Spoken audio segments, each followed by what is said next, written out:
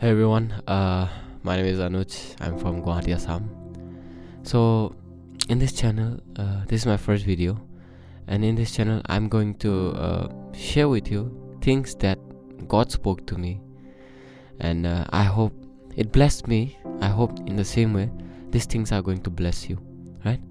So, it's just a short video. I hope this will bless you. Okay. So, few years back, I encountered Christ in 2019, and after that there was no going back. In middle, I have messed up a lot of times. I have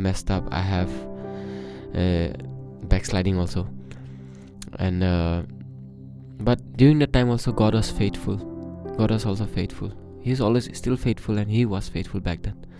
So a few years back, after I encountered Christ, I asked God, like, God, how do I worship you only on Sunday when you are a God that worships, that deserve worship every day? And I was asking God, this was few years back, and God showed me, like, you cannot just worship on Sunday. That it doesn't go that way.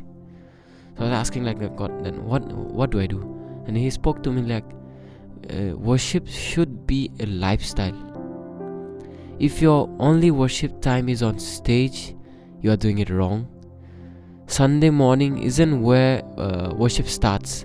It's the only time if the only time you are opening your Bible is when you need to start the set list, or you need to do a transition between the songs. If the only time you open your prayer is when you are about to lead worship, if only time you worship is when you have a mic in your hand, then you are not a worshipper. You are a performer. Because worshippers don't just sing about God, but they actually spend time with God. If you are not pursuing Him in private, don't expect to have power in public. That thing really shook me.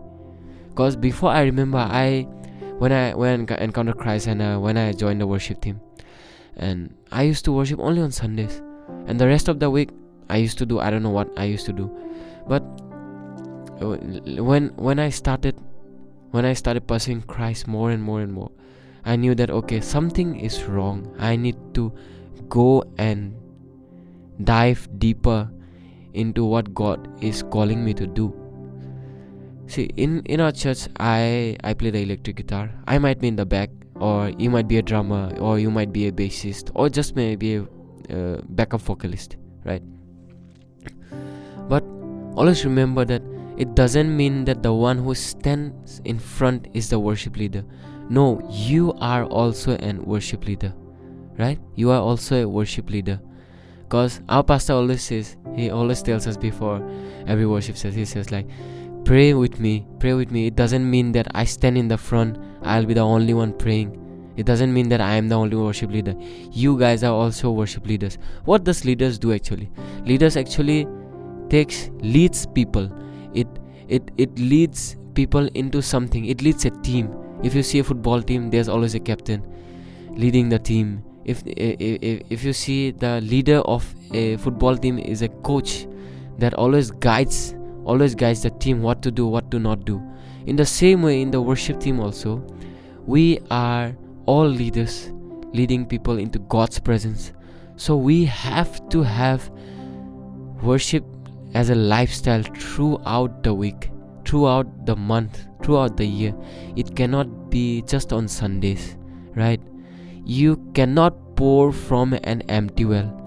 Every Sunday, if you are asking people to step into something that you haven't lived all week, that's why if you see sometimes when some worship leaders lead, it feels dry.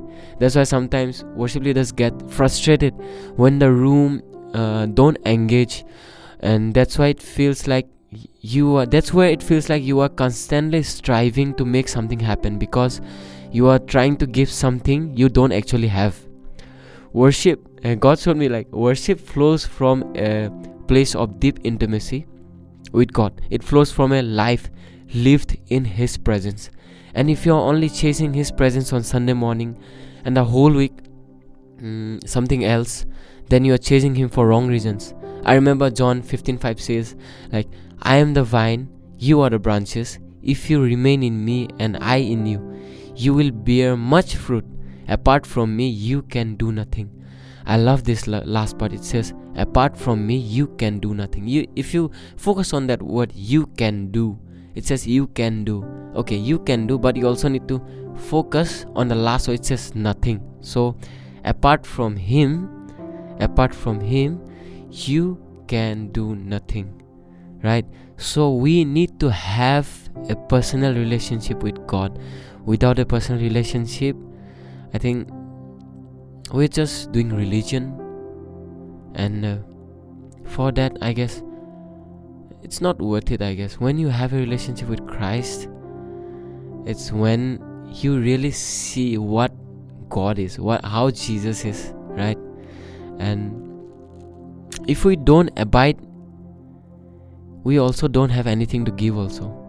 So last night I was asking God, like, God, this thing you gave me few years back, and last night God reminded me this again when I was worshipping, and I was asking God, can you give me some practical ways by which I can lead worship very powerfully every week? I might play guitar in the back, or you might be a drummer, or you might be a bassist, or you might be just a backup vocalist or anything, or you might be just the congregation only. So we all are leaders, right? So I was asking God, show me some ways that will help lead worship very powerfully every week. And God gave me 5 points that I'd like to share with you. I hope this will bless you. The first one, it says like, worship when no one is watching in your secret place. So secret place, it doesn't mean that you have to go underground. It means a space where only you and Jesus is there. It might be a heart-to-heart connection where nothing is interrupting you, or nothing is interrupting the time between you and Christ, right? So we all need to have that personal space, that secret space where we can sit with Christ, we can talk with Him, we can share with Him, we can cry in front of Him, we can do all sorts of things in front of Him, because He is a Father and He sees what we does in secrets and rewards us publicly. So that's worshipping in secret space. Oh, that's so beautiful when no one is watching and it's just you pouring out your worship to His feet. That's the best thing we can give. Our pastor always says like, worship is the only thing we can give to God. Apart from that, we can give nothing, because He is holy, we know He is worthy, and the only thing we can give is our worship, right? So we need to have a secret space where only you or me or anyone can sit with Jesus. Only just the two of us, no one else, right? Usually what I do when in my secret space is, this is my secret space where I sit with Christ. I'll just play some music and I'll just sit. Sometimes I don't even read the Bible. I'll just sit there and I'll just ask God, talk to me. I'll just ask Him sometimes, and He talks to me. And sometimes the Holy Spirit will blast me out in this room, and I love it. Okay, the second point, it says like, get in the Word by yourself. Let His voice shape you. Get in the Word. This is what it says. This is the Word. And our pastor always says like, the Bible is Jesus in print. And I love this whenever she says it, because that thing has really helped me a lot. So being in the Word also give us power. It shapes us. It marinates us. And when we are marinated also, no, it helps us. And if you see a chicken when it gets marinated, and when you cook, no, it cooks very easily. So in the same way, this Word marinates us, shapes us. So when God cooks us, oh, you know what's going to happen after that. So yeah, getting in the Word every day is going to help us, shape us, give us power, and it gives us a lot of things. It comes with a lot of things. It's a combo, right? And the third thing is consistency in prayer. I love this point, because whenever God reminds me of this thing, it just takes me back. Look at take me back to Luke 18, where it tells about the parable of the persistent widow. It says, like in Luke 18, it says that then Jesus told his disciple a parable to show them that they should always pray and not give up. He said, I am certain in a certain town there was a judge who neither feared God nor cared what people thought. And there was a widow in the town who kept coming to him with the plea, grant me justice against my adversary. For some time he refused, but finally he said to himself, even though I don't fear God or care what people think, yet because this widow keeps bothering me, I will see that she gets justice so that she won't eventually come and attack me. It's very funny. And the Lord said, listen to what the unjust judge says, and I will not God bring about justice for his chosen ones, who cry out to him day and night. Will he keep putting them off? I tell you, he will see that they get justice, and quickly. However, when the Son of Man comes, will he find faith on the earth?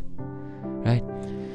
This parable has teach me so much about having a prayer life, because our God is justice. I know that women kept on going to that injustice for a judge, and she kept on pleading that give me justice. But our God is just. So when we are in prayer and never gives up, God also sees this, and our God is a good Father. I won't say He's just. Definitely He's just, but I always say like our God is faithful. Our God never lets us down, because Jesus is faithful. He's good, and that's why His grace, His goodness, and His mercy runs after us. So having a prayerful life, having a life full of prayer, that also helps in worship. That's also a lifestyle of worship, right? Then the fourth point, it says worship is not singing, it's surrendering.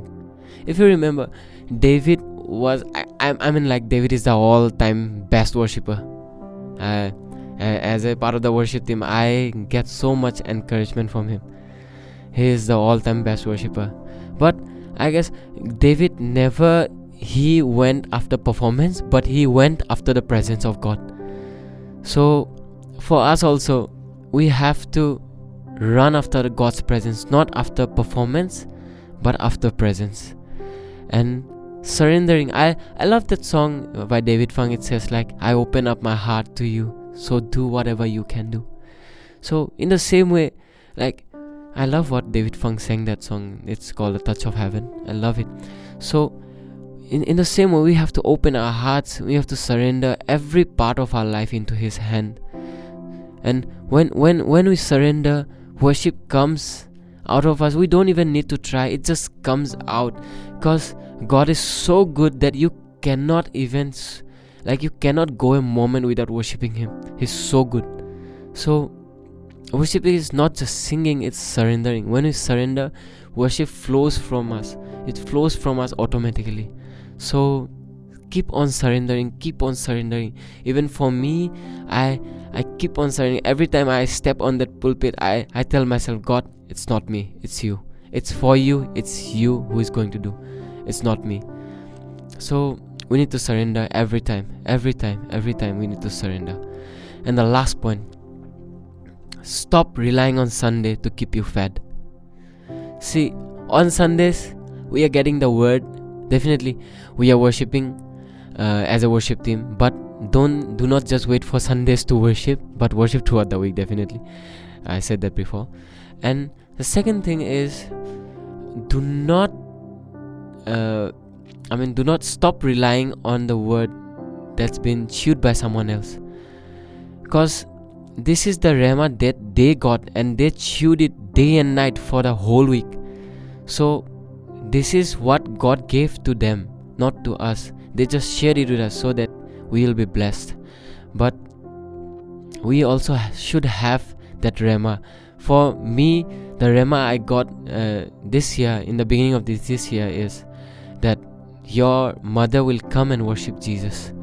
And I kept on declaring that over and over and over and again. And now when I see my mom worshiping in church, lifting her hands high, that really that really makes me so thankful to the Lord that God, you did it, God.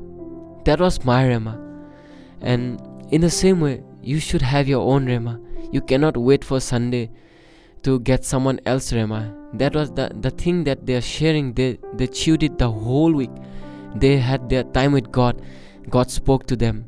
God spoke to their pastors, the reverends. And we cannot just rely on that. We need to have our own.